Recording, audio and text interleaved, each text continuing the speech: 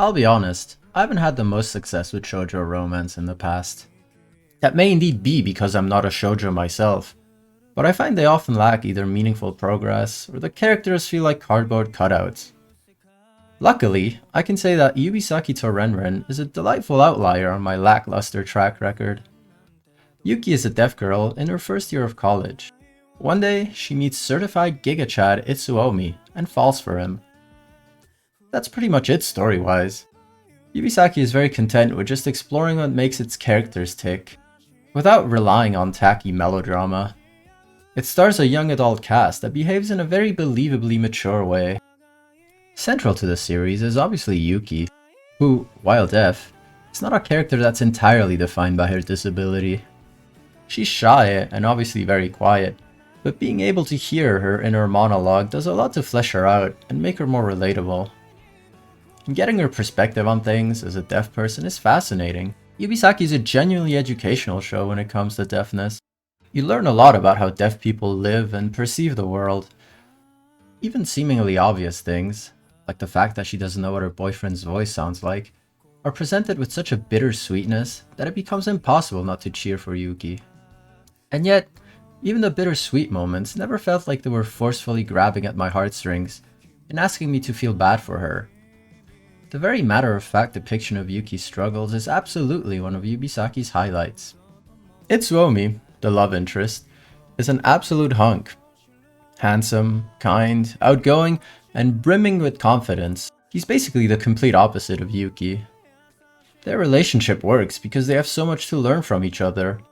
For how perfect he may seem, Itsuomi is a complete stranger to Yuki's silent world, and seeing her gain confidence in herself, when teaching him about sign language and such, makes for wonderful character development.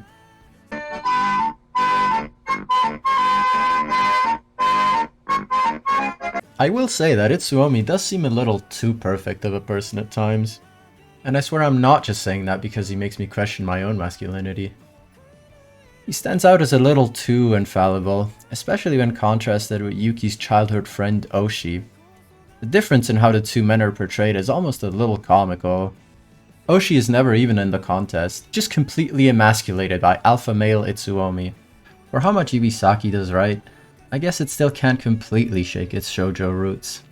Giving Itsuomi a few more flaws to go along with Yuki's might have made him a little more interesting, but it's not something that ultimately detracts too much from the show. His and her relationship progresses so smoothly and happily that it's just very enjoyable to watch. Yubisaki does more in 12 episodes than other rom-coms do in 3 seasons. And in a world that's so inundated by shows that take ages to get anywhere, it's a welcome breath of fresh air. The supporting cast, while a bit bloated, is also very fun.